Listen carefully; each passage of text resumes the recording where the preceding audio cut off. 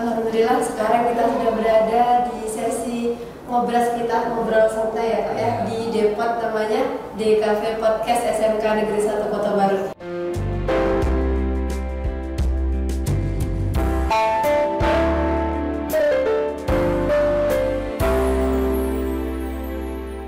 Alhamdulillah sekarang sudah berada dengan saya Agria Mandasari dan tamu kehormatan kita ada Bapak Armen SPD SSD Par MSI dari pengawas SMK Dinas Pendidikan Provinsi Sumatera Barat ya Pak. Silakan mohon Bapak memperkenalkan diri terlebih dahulu. Baik Bapak dan Ibu yang kami hormati keluarga besar SMK Negeri 1 Kota Baru Kabupaten Tabasraya. Perkenalkan nama saya Armen.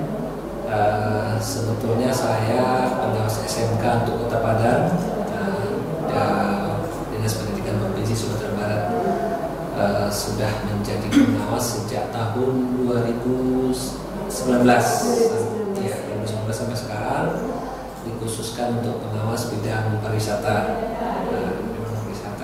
Selain itu juga kami ditugaskan juga di tim pengembang kurikulum provinsi khususnya untuk SMK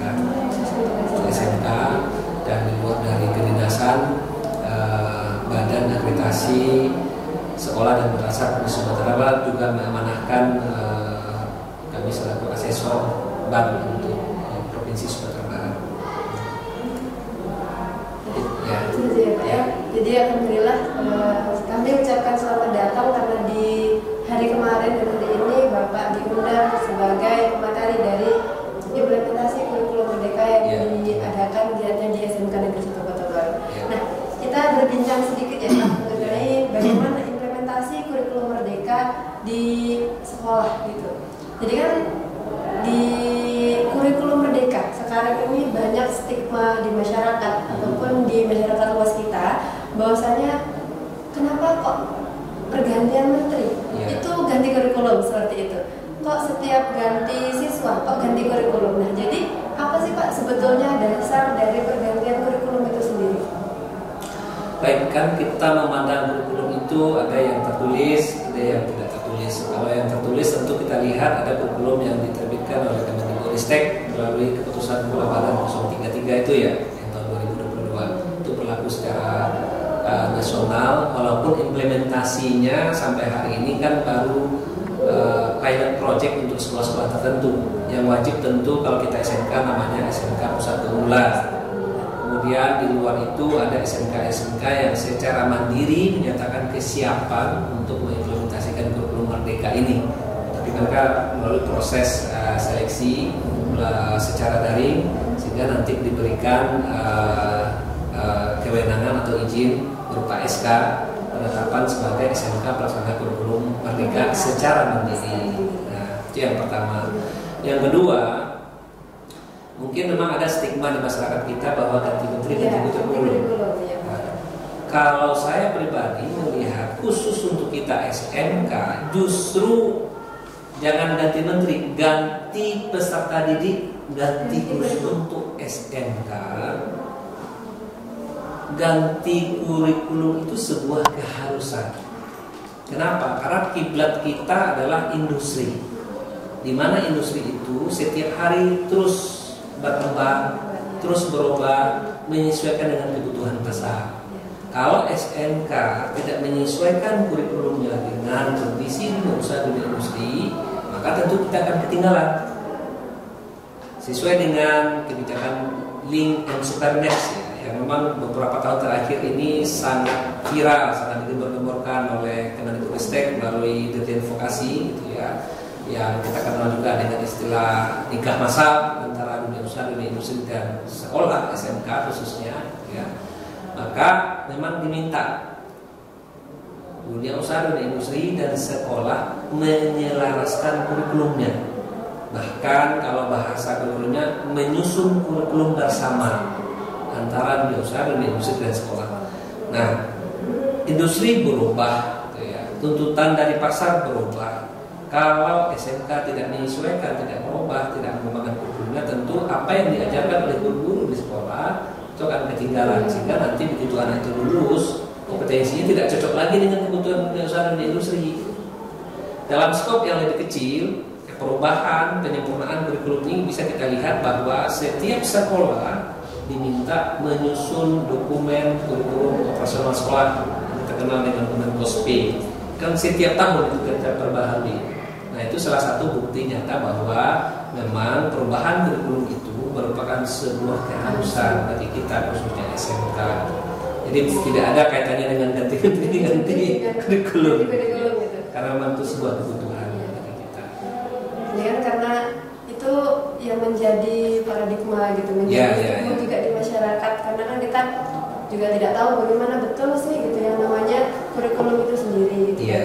Kalau bisa disampaikan gitu ya Pak, kurikulum merdeka itu sebetulnya apa sih Pak gitu? Kurikulum seperti apa gitu? Ya, jadi sesuai dengan namanya kan kurikulum merdeka. Sebetulnya merdekanya di mana? Gitu ya. Pertama tentu merdeka dari sisi sekolahnya.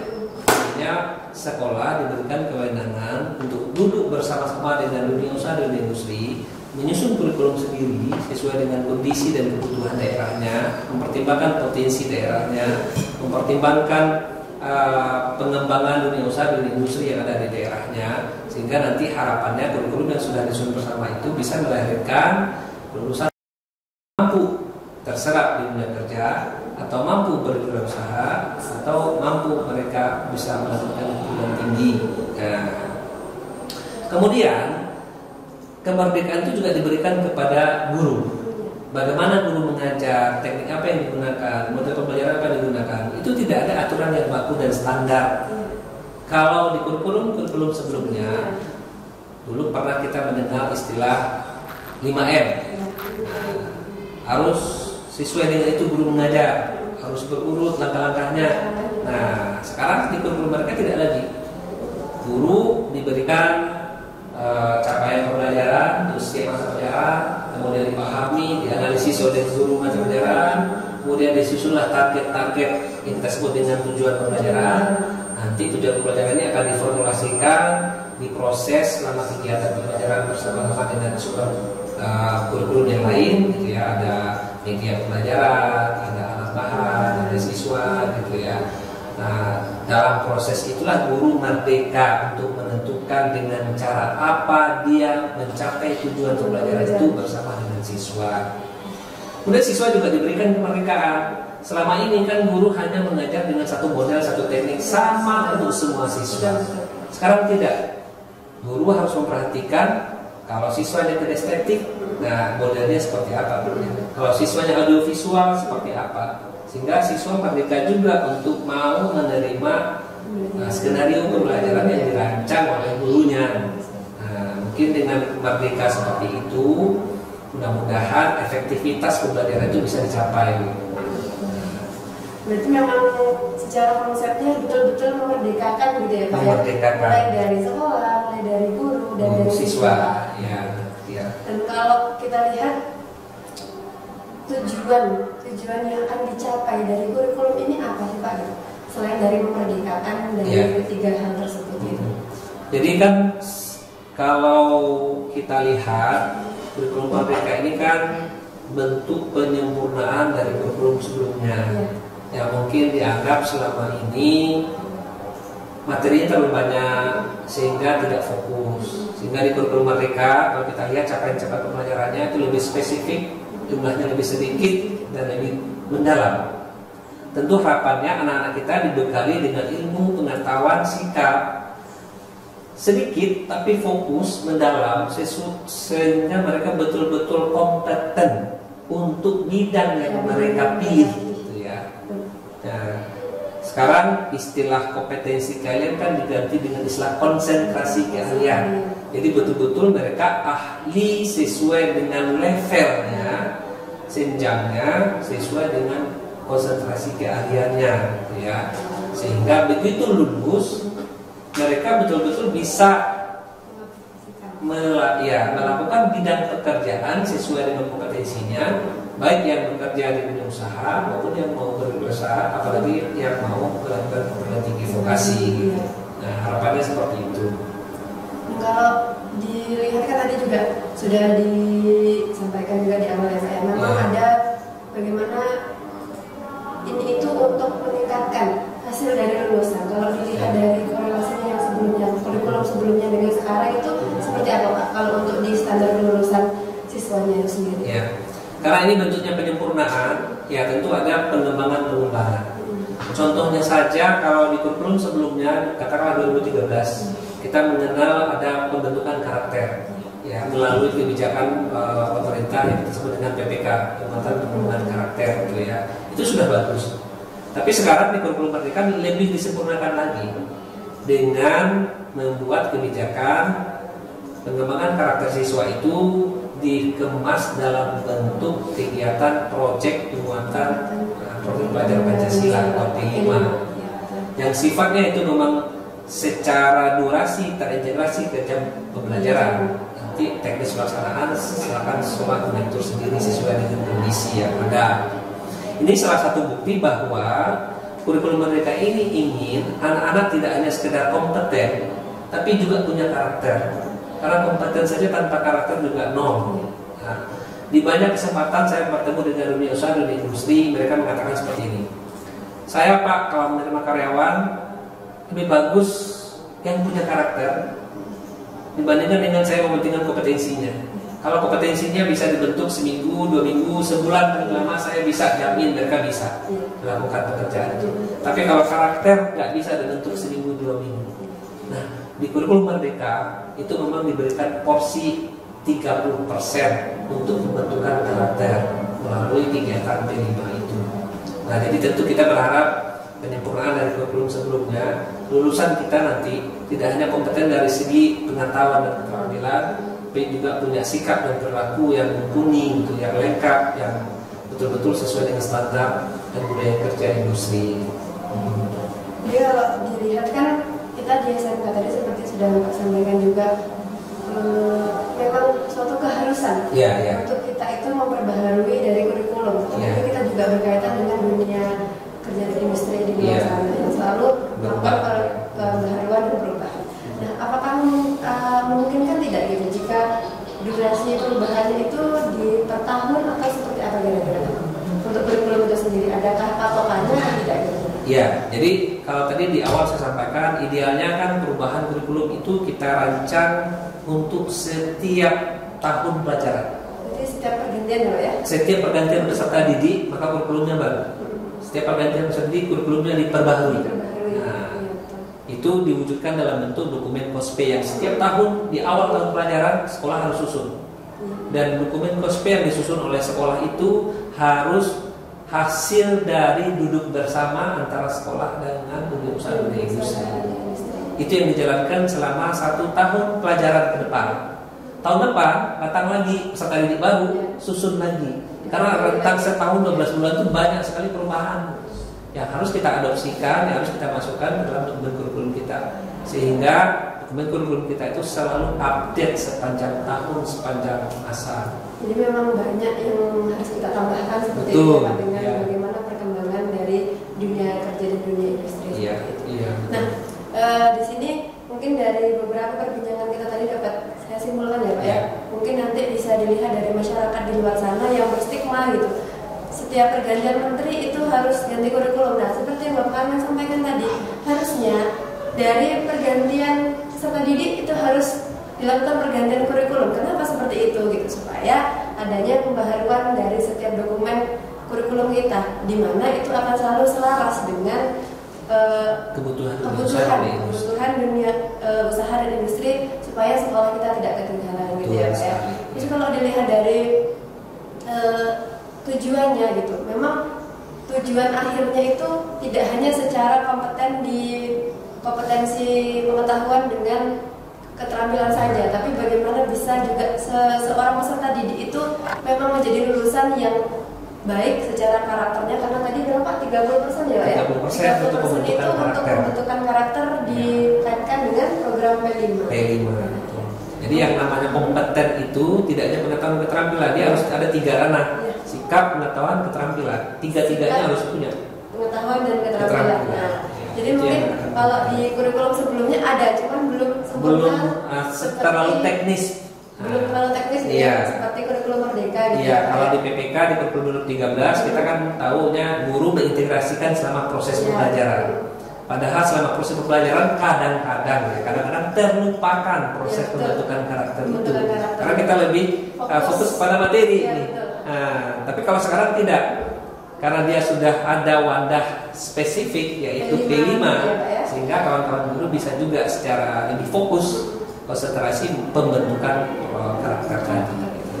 Nah, jadi kan diharapkan banyak sebetulnya harapan dari pembentukan kurikulum merdeka gitu, implementasi dari kurikulum merdeka di setiap sekolah yang memang layak dan mau untuk melaksanakan kurikulum merdeka itu sendiri. Kira-kira harapan Bapak dari bagaimana implementasi kurikulum merdeka itu di sekolah itu seperti apa, Pak? Ya, jadi implementasi kurikulum merdeka di sekolah, kalau dari sisi Kemendikbudristek itu kan sudah siapkan perangkatnya, dokumennya sudah ada, sudah lengkap, mulai dari kelas 10 sampai kelas 12 itu dokumennya sudah ada.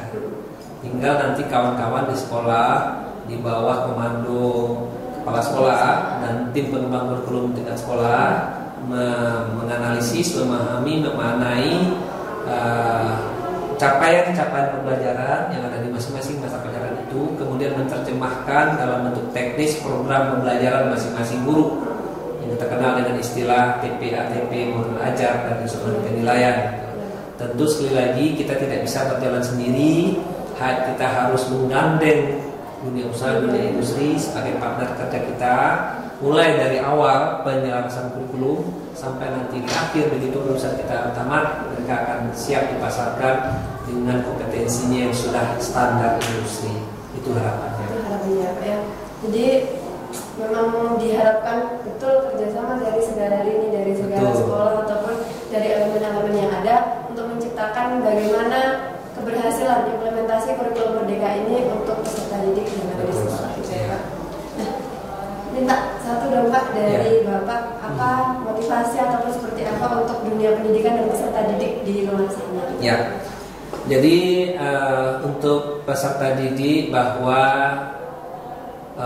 masuk SMK itu adalah pilihan terbaik untuk mengejar cita-cita mengembangkan masa depan.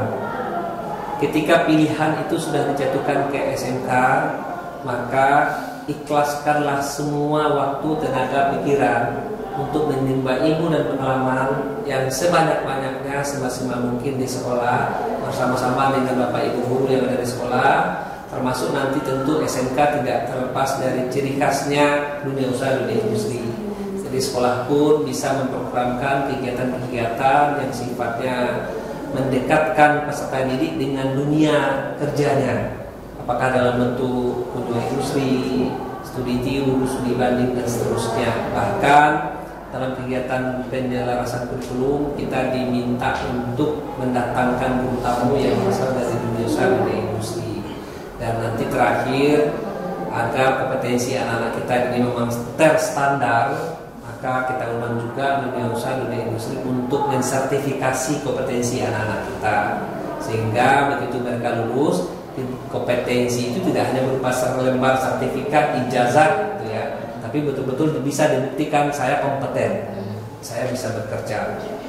Jadi untuk peserta didik, yakinlah bahwa masa depan di SMK itu cemerlang, kemudian menjanjikan, kemudian masa depannya akan lebih bagus, lebih sukses gitu. Kemudian harapannya juga kepada orang tua gitu ya. Selama ini kan stigma kita kalau ada orang tua SMK itu pilihan kedua. Ya, pilihan kedua. Kalau nggak lulus di SMA baru ke SMK. Tapi sebetulnya itu adalah pola pikir yang kurang pas, kurang tepat menurut saya. Karena dari SMK pun kalau memang kita mau kuliah bisa. Banyak perguruan tinggi yang memang menerima anak-anak SMK. Tapi tentu ini ada pilihan-pilihan SMA dan SMK. Tentu tergantung prioritas kita. Seandainya kita ingin agar anak kita dilengkapi dengan kompetensi yang sesuai dengan bidang keahlian, minat bakatnya, yang memang memberikan jalan tol ya kepada mereka untuk bisa langsung bekerja atau membuka usaha gitu ya. Jadi justru kalau kita lihat SMA mungkin agak terbatas. mereka mungkin agak terbatas agak terbatas memiliki peluang untuk bekerja atau berusaha karena mereka tidak dilengkapi dengan ilmu dan kompetensi untuk itu. Karena prioritas mereka adalah perguruan tinggi. Tapi kalau kita anak SMK justru dapat ketiga-tiganya, melanjutkan bisa, kemudian mau usaha bisa, mau bekerja di industri bisa. Nah, mungkin itu nilai plus, nilai tambah bagi kita yang orang tua kalau mau memilih menyorongkan anaknya ke SMK. Gitu, ya.